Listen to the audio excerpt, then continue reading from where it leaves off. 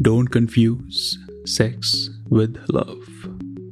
Sex can be intense and insincere because sex may or may not be love. You may be very intense with your sexual energy, but once you release that unconscious intensity, you will feel empty again. Love may not look so intense, but it is sincere. And because it is sincere, the intensity will always continue with love.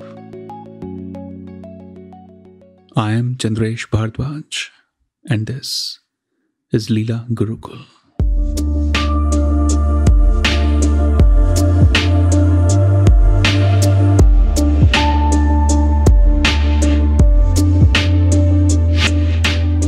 Namaste everyone. I hope you're doing great. I hope you're feeling safe, calm, relaxed, wherever you are. And thank you for holding the space for me and for yourself for this episode. I feel these sensitive topics are not discussed enough. They're hidden in our mind. They're hidden in most conversations. And creating an open dialogue on sexual craving, the transmutation of the sexual craving. I feel it's so important to reflect on these topics, to discuss, and to open your heart to it. Before I get into this topic, I have few important announcements. I feel you should listen to each one of them because hopefully at least one of them will be important to you. Number one, today is the last chance to apply for Leela Gurukul's Conscious Meditation Program. The program will begin on September 22nd. That's the date we have right now. And we are connecting with new students, talking to them, and reading the applications. And it's been absolutely heartwarming experience. As always, the group is going to be small, intimate, so that we all can dive deeper into the sensitive topics, discussions on not only meditation, but all other topics that you listen on the podcast. The topics of sexual energy, death, divine feminine, divine masculine, the darkness within, the chaos going on everywhere. Along with meditations, lectures, monthly group calls, the social space we have on Leela called Circle. There is a lot happening there. So if you feel called, invited, inspired to join a conscious tribe and to deepen your awareness through meditation, do apply for Leela Gurukul. And I look forward to speaking with you. The link will be in the show notes, or simply go to leelagurukul.com and you'll find a link there to apply. Second announcement, we have two important rituals coming up, the Tantra rituals in October and in November.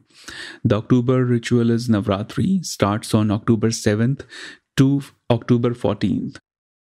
I highly recommend that you take out time to meditate and maybe increase your duration of meditation for those few days. And then we have November 4th, Diwali, the night of conscious abundance. Navratri is the 9 nights of divine feminine abundance, the celebration of that feminine consciousness. And Diwali in November is the celebration of that conscious abundance. If you scroll back some episodes on the podcast, you'll get to listen more, you'll get to understand more about Diwali and Navratri. And final announcement for this one. This is going to be the last episode of Leela Gurukul podcast for now. I'll be pausing the podcast for a short while. Don't ask me how long. It could be 2 weeks. It could be 4 weeks, could be 2 months. I don't know yet. I know I need to pause it. And there are two major reasons why I'm feeling the need to pause it. Number one, my sadhana, the spiritual practice that we do in Tantra, it's demanding more of my energy, more of my attention, more of my time. And podcast takes a significant amount of just that mental space, creative space that you need to hold for it. And sadhana requires a certain disconnect from everything. When I write on Instagram, the poetry or other writings, they are a different outlet. I could write, let's say, 7 posts in 10 minutes. That doesn't take that much outlet for me. And when I record videos for my YouTube channel, I usually finish all the 2 months videos in 1 hour. It's 5-minute video. It doesn't take that much effort. But podcast has become such a sacred ritual for me. It's been a sort of a sadhana, a meditation for me. And after recording more than 120 episodes, which I did without any break, I feel I need to pause it for a while and then come back with more subjects, more topics, maybe a new structure. Who knows? Right now, I'm surrendering to the unknown, pausing it for a while. And while the Leela Gurukul podcast is going to be on a pause, I highly encourage that you go back to the old episodes. Take notes from the old episodes. Go to my Instagram, CB Meditates, to read more about Tantra, to read more on meditation. Go to my YouTube channel to dive deeper into those videos. There is a huge library publicly available, free of cost to everyone for it. And in addition to sadhana, the other thing that is demanding a huge space and time from me is Leela, of course. Leela started last year on the papers. We started putting everything together on creative level. The students started joining this year. The first batch started, I believe, early this year. I can't remember the month. Maybe it was March. But as Leela started to unfold, it's unfolding in a way that's beyond my imagination. It's very organic, very beautiful. And I truly feel that I need to give it that attention, the love it deserves right now.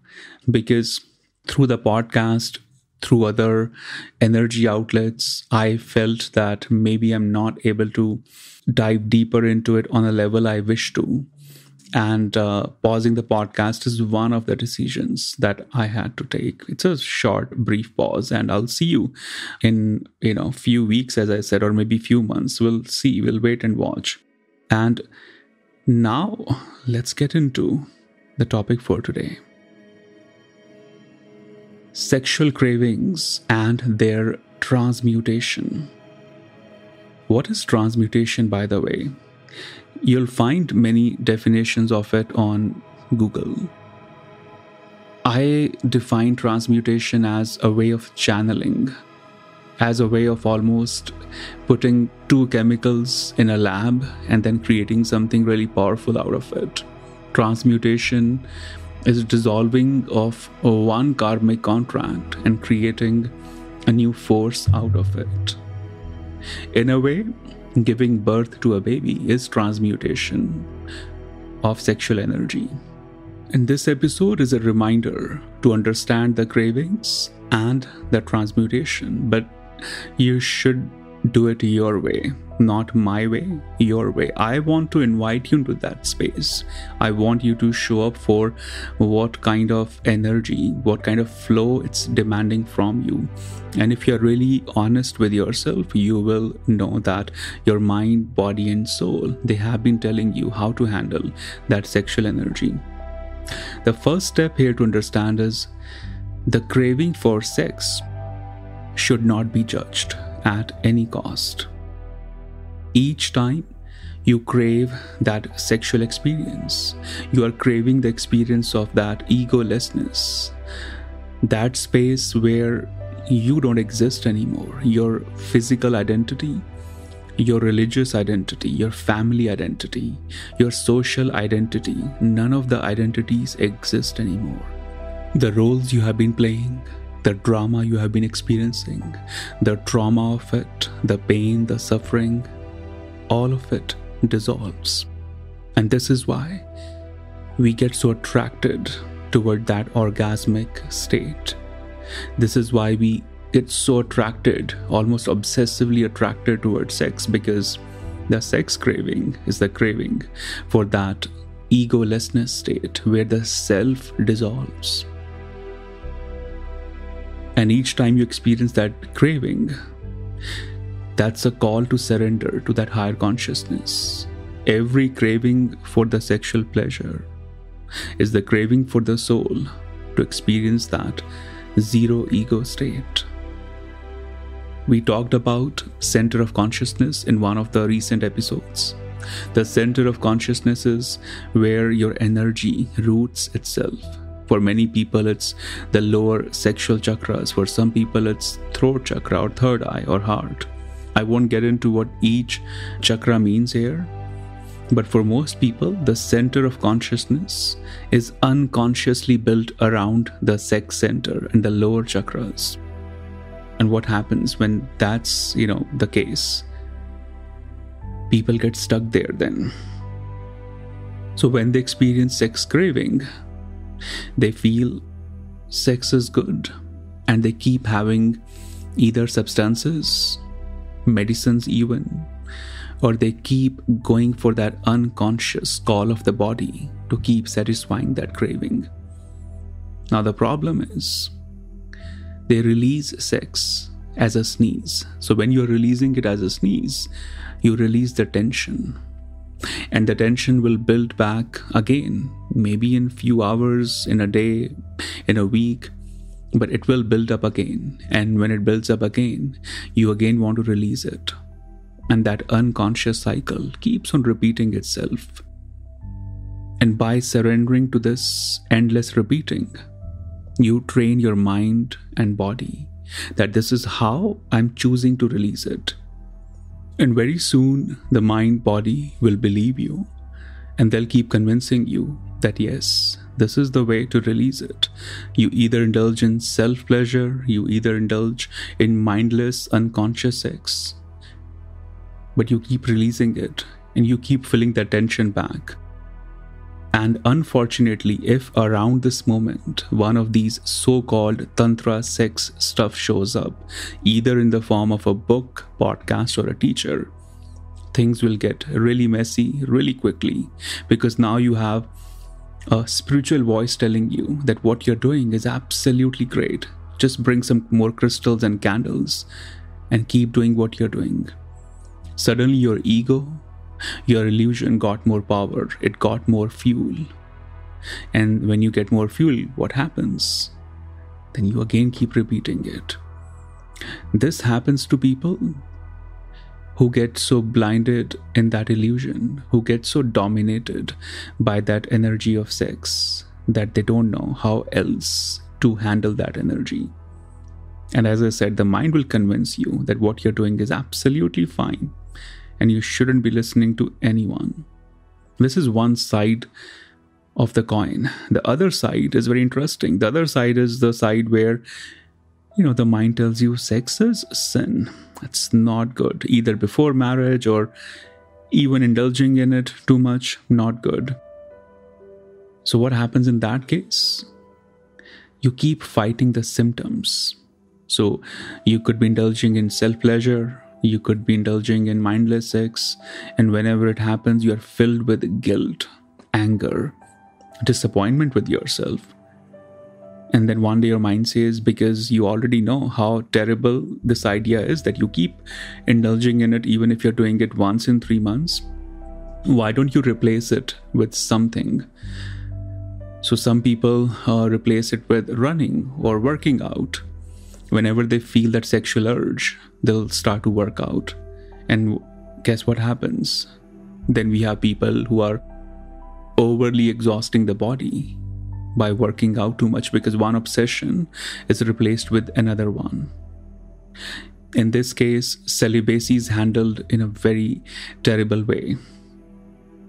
In both these situations, one thing is missing: the awareness, the understanding of the craving. In both the cases, the people are focusing on the symptoms, the outcome, and not focusing on the root of it. It's like, let's say you have a tree in your backyard And the fruits are not, as sweet or as good as you were expecting. So each time, the tree gives those bad fruits, you take them off, throw them, and then again in few days, you have the same kind of fruits. And you get angry. Why, the same kind of fruits are coming up? I'm making sure I throw the bad ones. But the truth is, you're trying your effort in the wrong direction. If you keep working on the fruits, nothing will change because the tree has to be worked on from the roots. You have to understand the science of the tree from the root itself. So first thing to understand here is the craving for sex should not be judged. You should absolutely treat it with reverence, with respect. If you don't have respect for your sex craving, it's going to go in wild directions. First of all, if something is bothering you, it could be a human or a situation. If something is making you uneasy, you cannot solve it by being angry with it, by trying to fight with it. You have to invite that calmness and clarity to understand these things. So whenever sex craving shows up, have some reverence, because imagine, what if you didn't have that craving? The craving for sex will also limit, the craving for other things, because if there's no craving for pleasure at all, that will affect your other emotions. It could affect emotion of joy, pain, grief, sadness, laughter. All these emotions are built in such a beautiful way that if you try to suppress one, every other emotion will also be suppressed. And if you release one consciously, every other emotion will also be released consciously. So instead of judging it, suppressing it, start inviting respect for it. Start honoring it with love. Start honoring it with pause. And remind yourself each time I feel this craving, I'm not going to jump on it. I'm not going to react like a machine. I'm human. I'm awareness, not a machine. And my final take is, each time the craving arises and you have this reverence, laugh at it. Be a little silly with it and tell yourself, is that so? So I was trying to work on this project, and guess what? I'm having this sexual urge. Is that so? When you bring a humor, when you bring this sacred reverence with a humor in it, these impulsive energies cannot dominate you. The reason why they become so heavy on you, it's simply because we are almost scared of them. We glorify them also. The social media glorifies them. And we start to believe those stories. We start to believe those narratives. And I feel until and unless you do not understand the silliness of this craving that arises, you'll not be able to go beyond it. And why I'm calling it silliness? Because imagine yourself. You want to read, meditate, do something really good, but instead you end up either on a text, marathon, sexual texting, sexting, or you go through self-pleasure, or you go through mindless sex, or you go through just a sexual sneeze with your partner for no reason. There's no love, no passion. You just had to release it.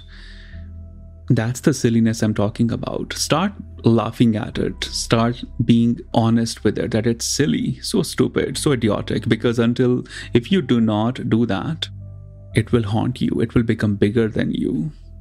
You don't have to feel guilty about it. You don't have to judge it. You just have to feel the silliness of it. One interesting mantra is that so? Each time that urge arises, ask yourself, is that so? By having this conscious awareness on your sexual cravings, the transmutations will start to unfold in the most beautiful way. I also recommend that maybe you can have a folder on your phone. Each time you relapse, it could be through masturbation or through an actual act of sex. Whenever that relapse happens, go to your folder, write it down, what led to this release, what motivated you, what really made you do this. And it's fine. There's no judgment at all. So don't beat yourself in that moment. Just write it down. This is what happened.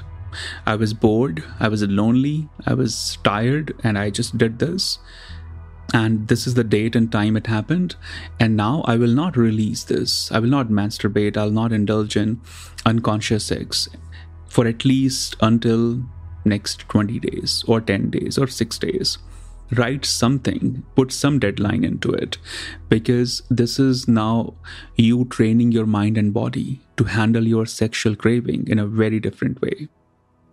When you keep doing this, when you build this habit, your mind and body will accept it.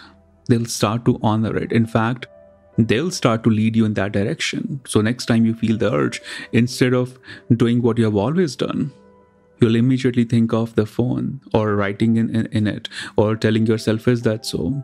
Or just inviting a creative outlet. And I'm not a big fan that when you feel the sexual urge, only then you should be doing something creative. I feel creativity should be an effortless act on a daily basis. If you're only doing it around at that time, it doesn't make sense. It's meaningless. You should be inviting more creativity and less productivity into your work, into your life, because this is how the transmutation can take place on a very organic level. And as you continue to respect the craving, look at it with curiosity, even document the relapse, and continue the creative courage, continue that creative outlet on a daily basis. Before you realize, you'll be surprised that your overall sexual release has become so conscious. It has become so gentle, much, much stronger, but still so gentle. And this is how the cravings can be honored, cravings can be transmuted. And of course, you can experiment this with many other things. But for now, let's invite that reverence, that honor for your sexual cravings, and let your mind and body know that today you are going to rewrite, revisit this entire channel of your cravings. That's all for today. Be safe, be well. May the teachings of Tantra continue to guide you and heal you. And I hope Leela Gurukul helps you to unlearn the old and embrace the unknown mystical possibility unfolding for you. To support this podcast, share it among the seekers who are ready for the next step in their spiritual path.